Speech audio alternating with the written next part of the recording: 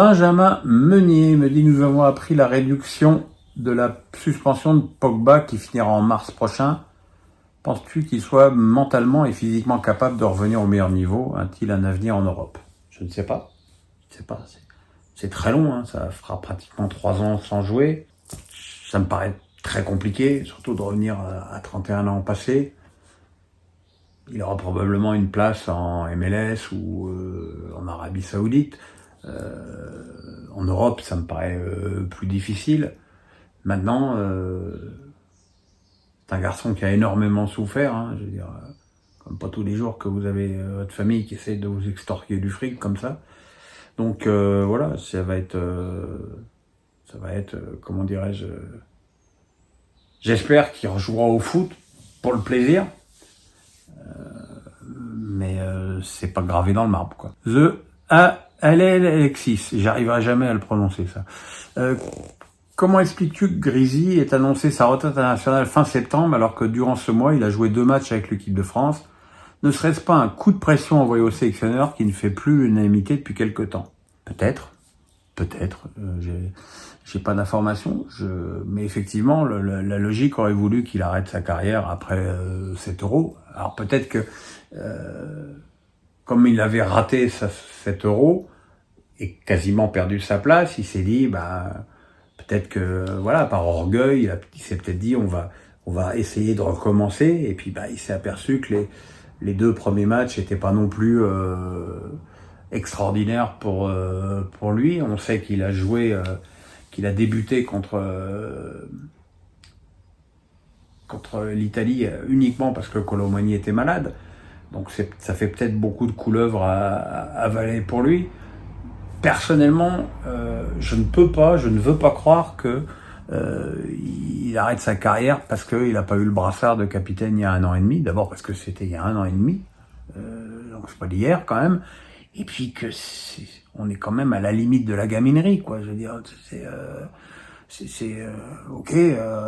Tu pensais que tu méritais d'être capitaine, ben voilà, le sélectionneur a fait un autre choix. Tu vas pas bouder. En plus, dès le premier match où Kylian a le brassard, il fait passe décisive à Griezmann. Regardez le nombre de passes décisives de Griezmann à Mbappé durant toutes ces sélections. Il y en a pas des pinces, hein. Et voilà, quoi. Donc peut-être que c'est un coup de pression pour le sélectionneur. Mais bon, l'âge passe. Et moi, je vois plutôt Griezmann quitter l'Atlético à la fin de la saison et partir aux États-Unis, qui fait partie de ses rêves. Flo me dit, à chaque fois que je regarde un match de l'OM, j'ai l'impression que les commentateurs sont pro-OM, surtout quand c'est Julien Bien, Chérou ou Smaïd Boudella. Partages-tu ce ressenti? Alors, le match contre Angers, je l'ai écouté pas vraiment avec le son, parce que j'étais chez Marc Keller et qu'on discutait pendant le match, donc j'ai pas vraiment entendu les commentaires. En revanche, Strasbourg-OM, j'étais chez moi, seul dans mon canapé, et là, effectivement, c'était patent que les commentateurs étaient totalement pro-OM. Alors, je sais pas si c'est quelque chose, si c'est parce qu'ils sont supporters. Alors, je peux comprendre pour Benoît Chiraud qui a joué à l'OM. Est-ce que Julien Brun, c'est pas un calcul plus commercial en se disant que plus l'OM est haut, plus c'est bon pour sa chaîne? Mais c'est vrai que quand on entend ça, c'est vrai. Et alors en plus, de toute façon, quand je dis quelque chose, Walid Acharchour le prend toujours mal. Visiblement, il a mal pris alors que je trouvais justement que dans les 3, c'était lui le plus objectif du coup. Mais comme d'habitude, tu sais, tu tires une flèche, le mec il se met devant et il se dit tu me visais. Non, Walid, je ne te visais pas. J'ai autre chose et pas grand chose à foutre de tout ça. Vince me dit, tu l'évoques un peu dans ton débrief, comment expliques-tu qu'Aït Emery soit devenu l'ombre de lui-même, grosso modo depuis sa prolongation de contrat? Pas sûr que ce soit physique, il n'a même pas joué à l'Euro. C'est une question. C'est aussi un petit peu quand tu as un nouveau joueur qui déboule, avec un nouveau style, les autres en face peuvent être surpris de ça. Et peut-être qu'ils se sont acclimatés au style de de Zaïre Emery.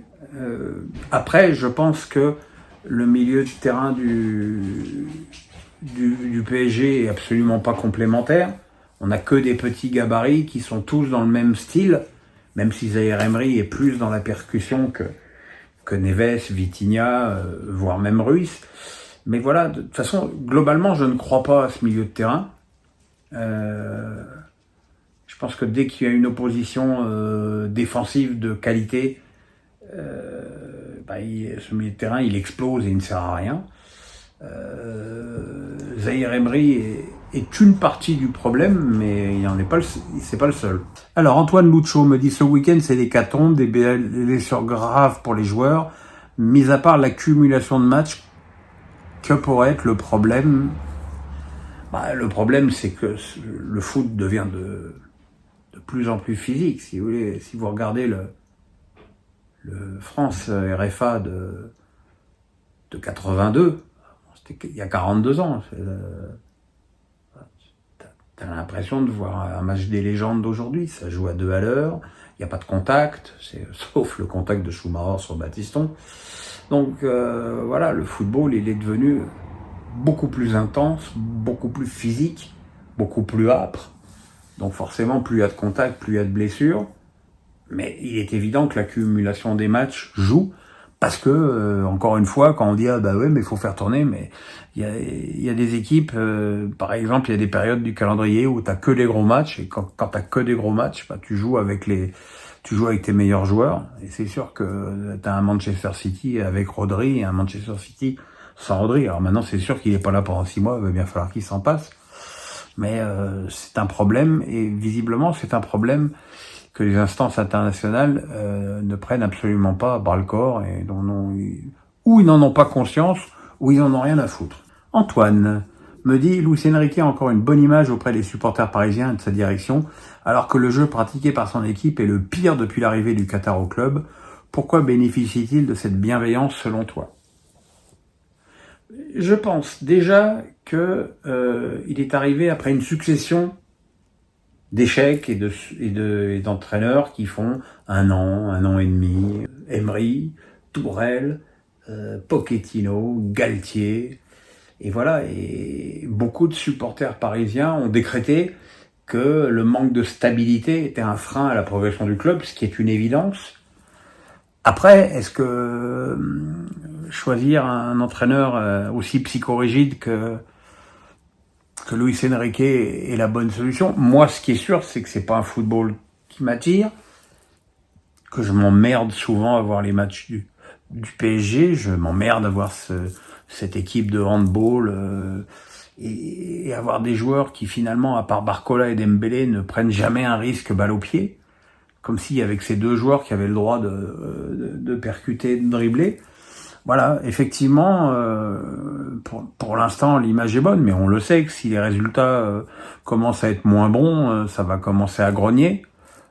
Les médias vont grogner, les supporters vont grogner, parce que pour l'instant, c'est sain, Luis Enrique. Et puis, faut pas oublier non plus que Luis Enrique a été ferme dans le conflit avec Mbappé, même si Mbappé, d'ailleurs, lui a rendu hommage après son départ du PSG. Mais voilà, je pense que, et comme je l'avais dit, et on m'avait dit, encore une fois, tu défends ton copain. Je ne défendais pas mon copain. Mbappé, l'année dernière, avec toutes les restrictions qu'on peut avoir sur sa saison, il a mis 44 buts. Ces 44 buts, ils vont forcément manquer cette année. C'est mathématique. Nico Damerschwir me dit, préférez-vous, question piège, préférez-vous voir Henry ou Zidane à la tête des Bleus?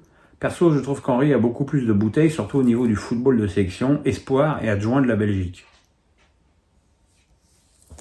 On sait que Zidane est candidat, on n'est pas certain que Titi le soit.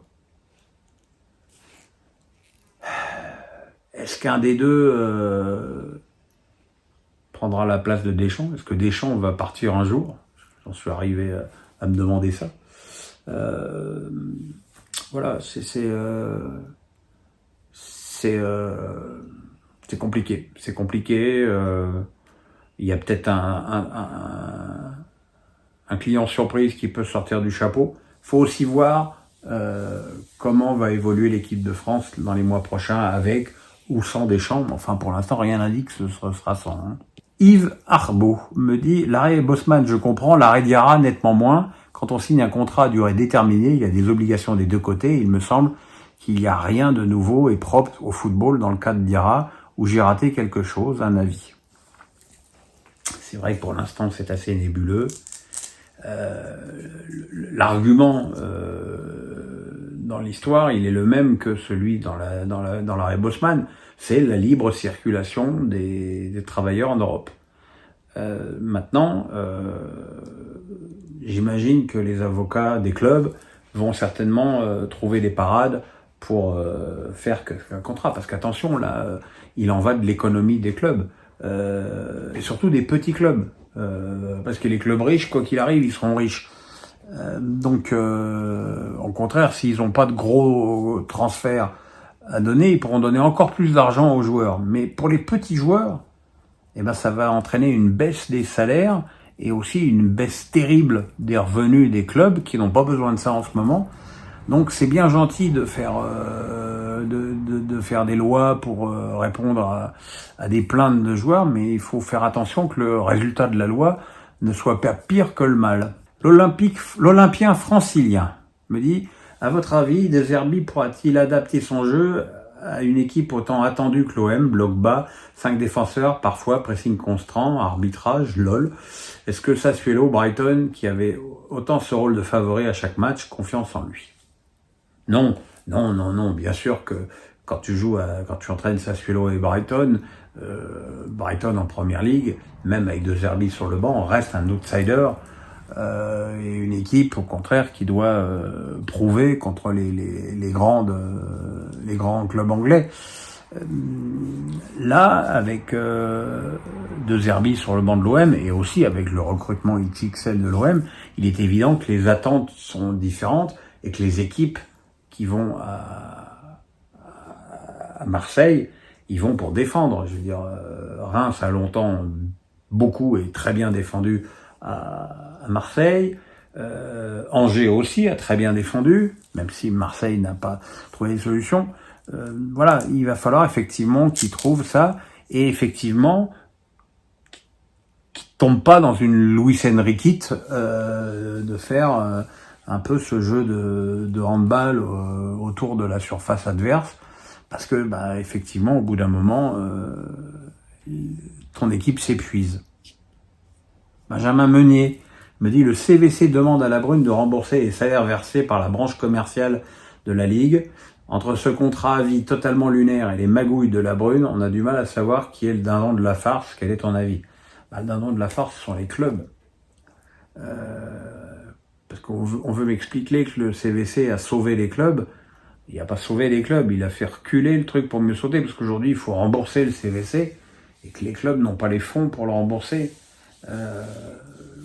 Encore une fois, moi je veux bien entendre ceux qui nous disent que la Brune a sauvé le football français, mais bon, rendez-vous compte de la situation aujourd'hui. Il y a ce CVC à rembourser, il y a les droits TV qui sont en chute libre, et qui malgré tout comptent un bras aux abonnés.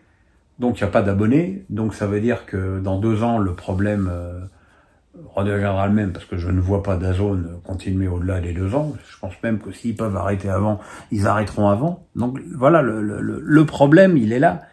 Le problème, et puis surtout que le mal est fait. Je veux dire, les mecs qui ont pris l'IPTV et qui ont tout sur leur IPTV, Amazon, Netflix, Disney, Canal, ils vont pas demain dire, ah bah non, tiens, je vais reprendre un abonnement normal et payer ne serait-ce que 15 balles pour avoir la Ligue 1, alors qu'ils ont toutes les télés pour 50 balles par an.